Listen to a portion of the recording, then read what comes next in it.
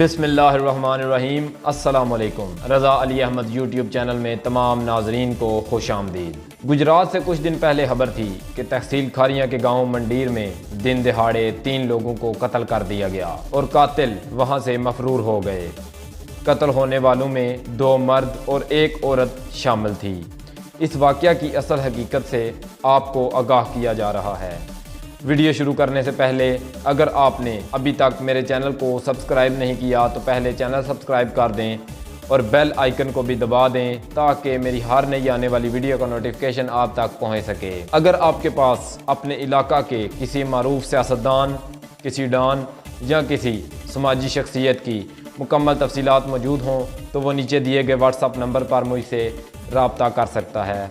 शुक्रिया। 15 अक्टूबर 2020 को कत्ल होने वाली परवीन बीबी, इसके एक बेटे मोहम्मद अख्तर साकन धक्कड़ और इस औरत के भांजे अली हमजा साकन मकियाना पर पर्चा थाना सदर लाला मुसा में दर्ज होता है। इस पर्चा के मुताबिक इस औरत पर यह इल्ज़ाम था कि इसने अपने दूसरे हामंद साकन पुला को कत्ल कर दिया। पर्चा दर्ज करवाने वाले ने बताया कि मैं अपने कज़न के साथ घर के दूसरे हिस्से में मौजूद था कि अचानक हमें अपने ताया फजलदाद कौम गुज्जर के चीखने की आवाज़ आई।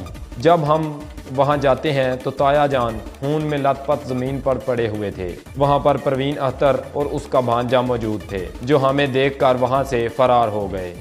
इस एफआईआर की बिना पर मुल्जिमान को गिरफ्तार कर लिया जाता है और अदालत की जानिब से इनको सज़ा भी सुना दी जाती है। तफसीलात के मुताबिक औरत और इसके बेटे को 4 माह बाद ही जेल से ज़मानत पर रिहा कर दिया जाता है। हाल अली हमजा साकन मकियाना अभी तक मफरूर होता है। इसकी रिहाई के 2 दिन बाद ही इन दोनों माँ बेटा को अदालत से पेशी के बाद मौजू मंडीर के करीब गाड़ी रोक कर कत्ल कर दिया जाता है।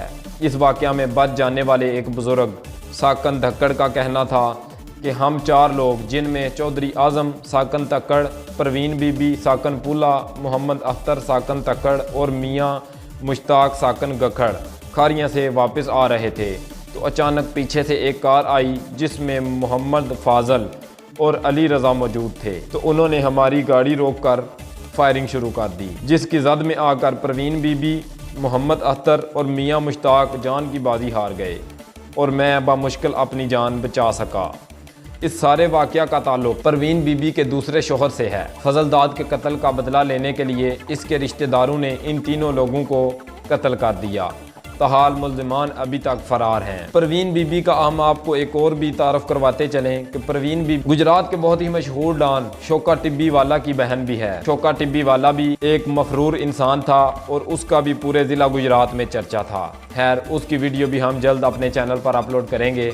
अगर आपने अभी तक चैनल को सब्सक्राइब नहीं किया तो पहले चैनल सब्सक्राइब कर दें और बेल आइकन को भी दबा दें ताकि मेरी हर नई आने वाली वीडियो का नोटिफिकेशन आप तक पहुंच सके। इसी के साथ आपका हादिम रज़ा अली अहमद आपसे इजाज़त चाहता है। इंशाअल्लाह अगली वीडियो में मुलाकात होगी। उतनी देर के लिए अल्लाह हाफिज़।